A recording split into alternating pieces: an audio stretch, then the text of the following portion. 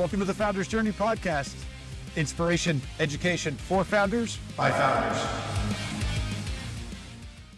Hey, I'm Greg Moran from Evergreen Mountain Equity Partners and the Founders Collective. Today, I want to dive into a critical part of angel investing, and that's around due diligence. Identifying red flags during the due diligence process can make all the difference between really successful investment and a costly mistake. Before I start, let me just start out with the statement of the obvious. You need to be doing due diligence.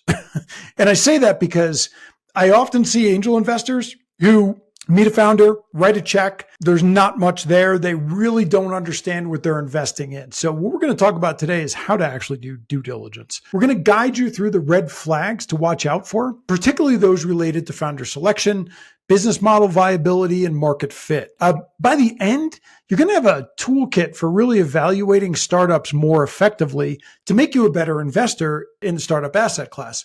Startup investing is really high risk. Over 75% of venture-backed startups never deliver a positive return. Sounds terrible, but the other 25% often deliver outsized returns, and that's where the money's made, right? So through thorough due diligence, this is really what it does is it allows you to get a better understanding of the startup's potential, the risk factors, and whether it's worth your investment and your time. Because startup investing is not only, it's not just writing a check. The best investors are going to get involved in the company, at least from a guidance perspective and contacts and things like that.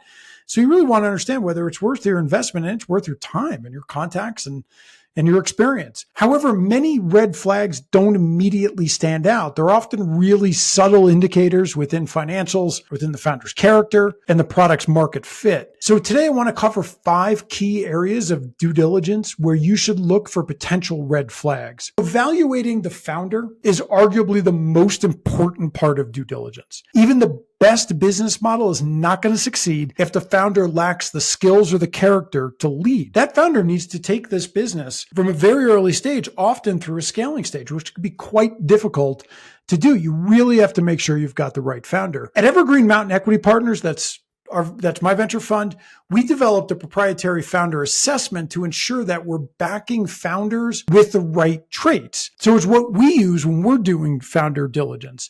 We specifically look for what we call the entrepreneurial adaptive innovator model. So it's an archetype model that we built based on our own research, looking for founders who are resilient, they're humble, they balance risk-taking, and they're accountable. That's really what we're looking for. So around resilience, the ability to navigate setbacks and maintain momentum, even in the face of challenges. Humble assertiveness is really around the confidence combined with openness to feedback.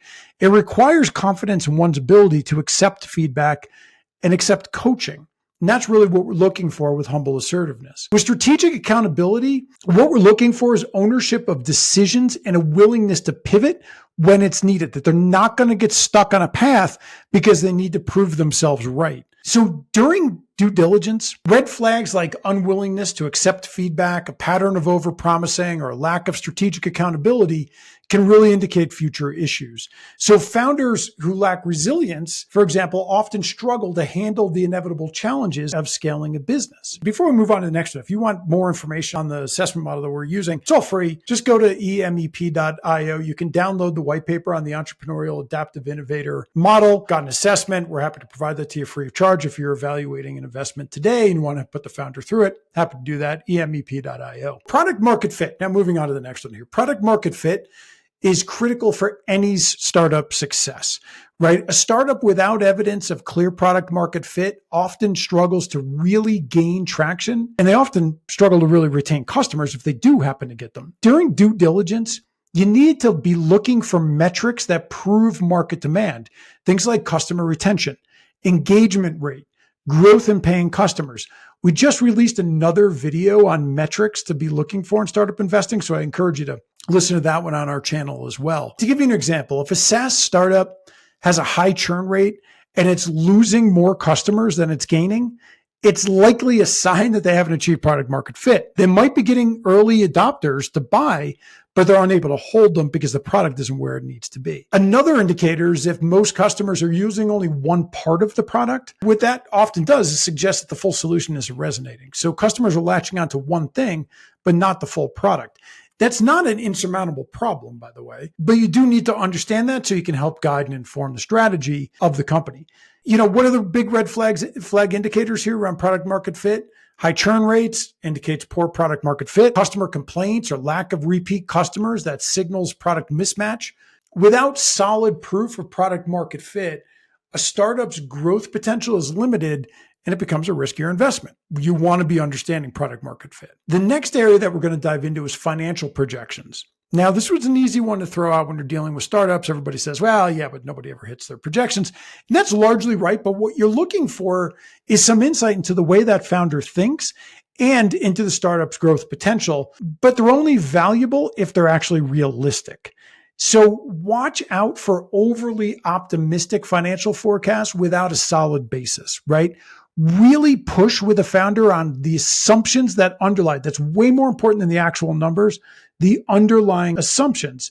Because what false assumptions, a lack of a real foundation to the model, can really indicate either complete inexperience on the part of the founder or real overconfidence on the part of the founder. And they may be in for a rude awakening. So if a startup is predicting 200% revenue growth annually, but they don't have any clear milestones, there's not realistic assumptions, it may be a red flag. A sustainable growth trajectory, even if it's more conservative in the early stages, often indicates better long-term planning. It probably indicates a founder who's thinking critically about their business.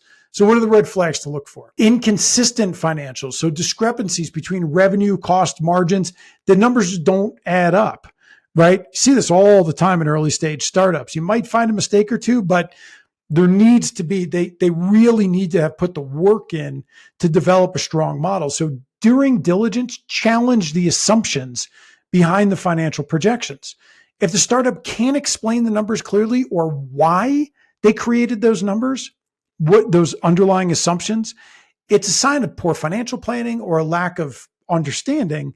Either one can be a problem. So another critical metric to evaluate is the ratio of customer acquisition cost to lifetime value. We talk about this in our video on metrics, startup metrics. Really encourage you to listen to that. A startup with a high, what's called CAC, customer acquisition cost, but a low LTV, lifetime value is what that stands for, is essentially spending more money to acquire customers than it can recover through revenue. So ideally, LTV should be at least 3 times CAC, which indicates sustainable, efficient growth. They're making 3 times more money on the investment that they're putting out there to get that customer in the first place. So let's say a startup has a CAC of $100 per customer, but it's only generating $150 in LTV. This is a big warning sign as they're barely breaking even and they're unlikely to scale to profitability. So in that example of a startup with a CAC of 100, you really want to be seeing if there's any time, if the company's been around for any time at all, you really want to be seeing a strong trajectory toward, a 300% long-term value in order to determine this. Now, one obvious question that comes up all the time, what if the company hasn't been around that long? How do you know how long they're going to hold on to them? Churn rate is the answer to that. So if a company is getting 10% churn a year, has 90% gross retention, you can make an assumption that that company will probably be around for 9 years, right? They're churning 10% of their customers on an annual basis. So 90% will stick around. So you can start to make some assumptions like that to get a gauge. So if you see high churn rates and a high CAC, run. So the big red flag indicators, high CAC with low LTV, that's unsustainable cost of growth, super inefficient, and poor LTV to CAC ratio, it really should be in the 3-to-1 areas, really what you're looking for. So without a balanced LTV to CAC ratio, a startup's going to struggle to grow and they're going to burn a lot of cash on customer acquisition. That's going to cost you as an investor a lot of money, or that company's going to run out of money really quickly. So finally, you need to consider the startup's target market and their competition when you're doing diligence.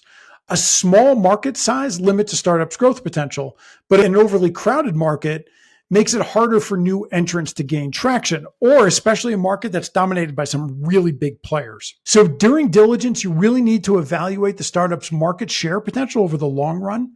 And what's their competitive differentiation?